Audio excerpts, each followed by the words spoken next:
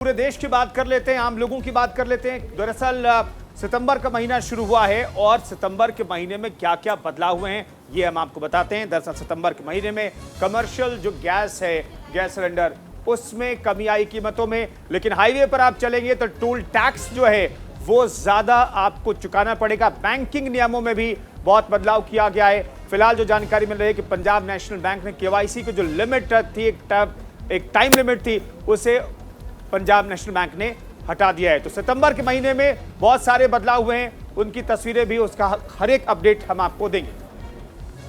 तो एक बार फिर से आप रुक करते हैं वॉल की तरफ और बताते हैं कि वहां पर क्या क्या बदलाव हुआ है। हम आपको बताते हैं कि सितंबर का महीना जब शुरू हुआ है तो आपकी जिंदगी में, रोजमर्रा की जिंदगी में क्या बदला है। सागर बताइए। देखिए, कमर्शियल रसोई गैस की हम बात करें तो इसकी कीमतों में कटौती हो रही है। 100 रुपया अब कम देना पड़ेगा कमर्शियल गैस सिलेंडर में। लेकिन टोल टैक्स पर अगर आप सफर करते हैं, यमुना एक्सप्रेस वे से अगर आप होकर गुजरते हैं, तो आपको ज्यादा पैसा देना होगा, ज्यादा जेब ढीली होगी।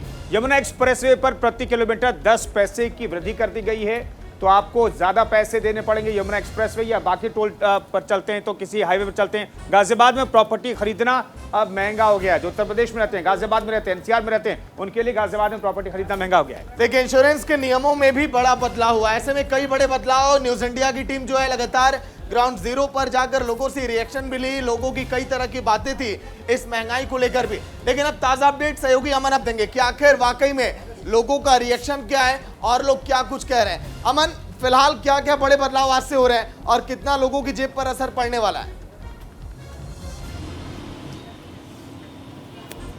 देखिए, हर महीने की नई तारीख से कई सारे अहम बदलाव होते हैं, चाहे वो पेट्रोलियम पदार्थों की बात हो, चाहे गैस की बात हो, या फिर बाकी बैंकिंग नियमों में बदलाव हम अक्सर देखते हैं।